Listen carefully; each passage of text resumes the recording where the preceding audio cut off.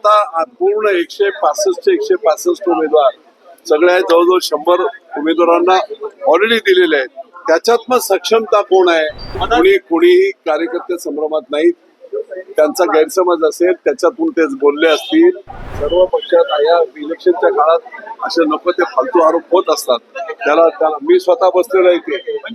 No commercialisation कोण जो बनवत असेल तर सर्वांना सांगू इच्छितो की आपण जे चॅनल्सवर सगळं चाललेलं आहे, युती तुटली असं काही नाही. गेले 4-5 दिवस संपूर्ण निगोशिएशन्स मध्ये वेळ गेला आणि शेवटचा दिवस आज असल्यामुळे रात्री मला निर्णय घ्यावा लागला. माझं मुख्यमंत्री महोदयांशी बोलणं झालं, माझं उपमुख्यमंत्र्यांशी बोलणं झालं, उदय सामंत प्रभारी यांच्याशी सर्वांशी बोलणं झालं आणि आता मग वेळ कमी असल्यामुळे फॉर्म भरू द्या आणि उद्या फॉर्म भरण्याचा जे 2-3 दिवसाचा वेळ आहे त्या वेळेमध्ये एकमेकांशी चर्चा करून याच्यातून मार्ग निघेल आणि योग्य असा मार्ग निघेल म्हणून आम्ही सर्व जेवढे उमेदवार आहेत त्या लोकांना आता सध्या फॉर्म्स देत आहेत आणि सर्वांना हे सांगितलेलं आहे उद्या मुंबईमधून जे जे आदेश येतील मुख्यमंत्र्यांचे उपमुख्यमंत्र्यांचे त्यानुसार आपल्याला ज्यांना सांगेल त्यांनी ते फॉर्म विड्रॉ करायचे.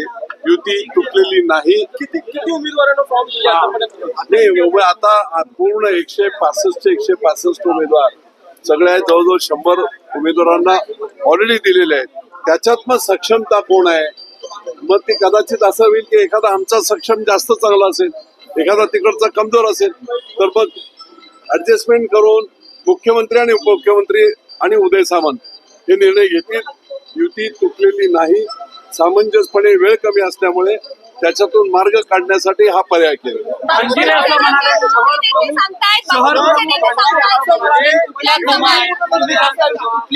कार्यकर्ते संभ्रमामध्ये एक मिनिट कोणीही कार्यकर्ते संभ्रमात नाहीत.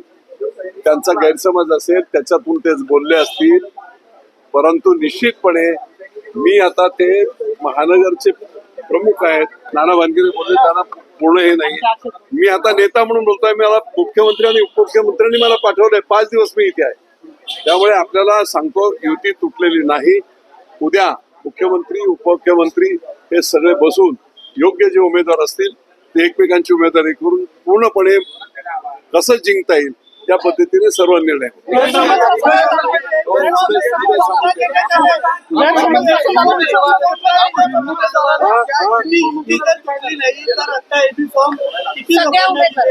आम्ही 100% लोकांना फॉर्म देणार आहोत. परंतु फॉर्म देताना कार्यकर्त्यांना हेच सांगितलं जात आहे की उद्या कोणावर अन्याय होऊ नये. उद्या जे काय आदेश असतील त्या आदेशानुसार भाजपचे असतील किंवा सेनेचे असतील पाठीमागे फॉर्म घेतले जातील. हे त्यांना ऍक्सेप्ट करून त्यांना समजावूनच फॉर्म दिले.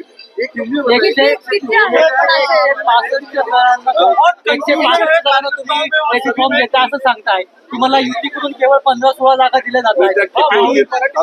किती मागं घ्यायला लागणार? हे सगळं शक्य होणार आहे एवढ्या लोकांचे फॉर्म मागं घेणं? ते आम्हाला ठरवू द्या ना. मुख्यमंत्री उपमुख्यमंत्री तुम्ही नका ठरवू. असं आहे पण काय करायचं? फसवणूक होते असं वाटत नाही. काय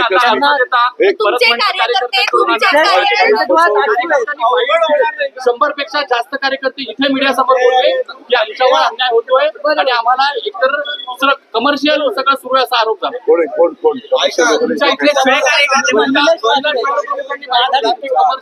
सुरू आहे. पैसे घेऊन सर्व पक्षात या इलेक्शनच्या काळात असे नको ते फालतू आरोप होत असतात. त्याला मी स्वतः बसलेला इथे. नो कमर्शियलायझेशन कोण जो बनवत असेल पण नाना भानगिरेंकडे महत्वाचं शहरातलं पद आहे. मग नाना भानगिरेंना तुम्ही तेही शहराचे नेते आहेत त्यांना विश्वासात न घेता बाहेरून नेते येत आहेत. काहीतरी उगाच काहीतरी बोलू नका.